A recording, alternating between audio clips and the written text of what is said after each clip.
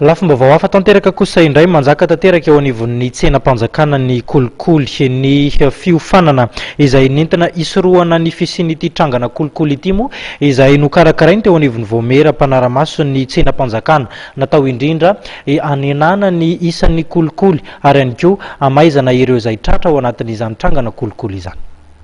20 isanjato ny tsenam-panjakana dia mirona amin'ny kolikoly avokoa araky ny taritra nataon'ny Voamera Mpanaramaso ny tsenam-panjakana.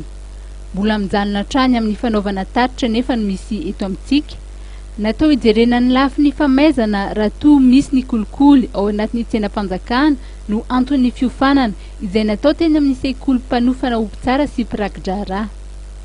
Fanadihadiana iraisam-pirenena mahakasika ny kolikoly dia milaza fa 20 isanjato ny tsenam-panjakana marché public dia milona ao anatin'ny kolikoly avokoa. Mavesatra be zany ta 20 isanjato zany midika hoe tena mbola fehezin'ny kolikoly ve ny tsenam-panjakana. Ho antsika eto Madagasikara aloha no tsikaritra dia maro ny karazana kolikoly mety hita anatina tsenam-panjakana fa ny tena fahita matetika moa zany dia ny fikaonandohan'ny orinasa fifandraisan'ny orinasa any ambadiky ny tsenam-panjakana.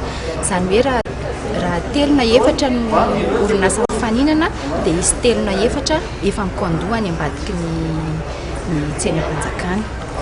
Dia anisan'ny ataontsika hoe endrika kolikoly anankiray fahita ihany koa ny fampiasana taratasy diso rehefa mifaninana anatina tsenam-panjakana. Zany hoe ny kolikoly mety mitranga any anivony ireny banky na rehefa maka garantie de soumission ohatra ilay orinasa dia mety taratasy diso no alefany rehefa mifaninana izy.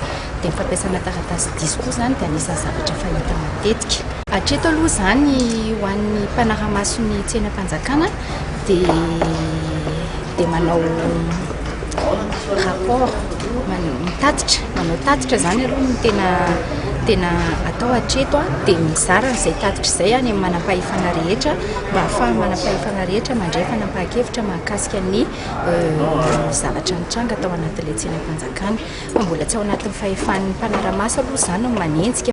Formation izay nisokafana voeo zany mikasika ny marché public sy ny infraction mifandraika aminy no formation continue voalohany eto amin'ny école tanito amin'ity.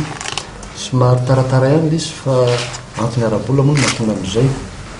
Efa nisy ezaka be da be nataonay fa financement-ntsika malagasy sarotra be dia nisy kaka no niantoka ny financer-n'izy io. Dia izay nataratara satria le procédure misy pitsopitsony maromaro na izany latsany dia falitsika fa afaka mi-honorer l'engagement ny école moa zany dia formation no andraikiny dia io izy io. Ny participant zany misy mpitsara izy io, misy officier de police judiciaire izy io miantona dia satria chaîne le izy tsy maintsy deserina zany any am-boalohany hoe aiza mety siny kolikoly amin'ny resaka marché public. Dia zay ny antony misy le chaîne tsy maintsy manomboka any amin'ny fiandraiketana an'le procédure rehetra amin'ny marché public dia mitohy le izy dia amin'ny fara any amin'ny fanenjehana rehefa avy eo. Ny fanovana toe-tsaina araky ny hevitry ny teo anivon'ny Bianco no ilaina ahafahana miady amin'ny kolikoly amin'ny tsenam-panjakana.